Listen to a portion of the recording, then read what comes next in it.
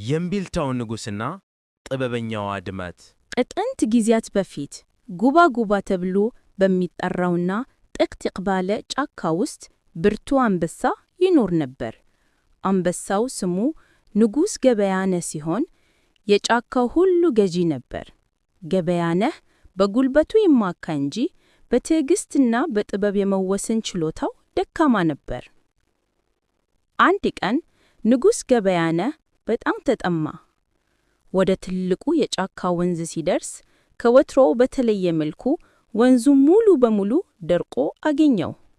ንጉሡ በቁጣ ጮኸ፣ ማን ወንዜን ሊሰርቅ ደፈረ? የዚህን ወንዝ ውሃ የወሰደውን ሁሉ እቀጣለሁ!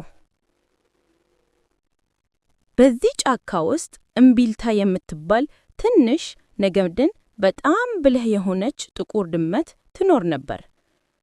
እምቢልታ ወንዙ የደረቀ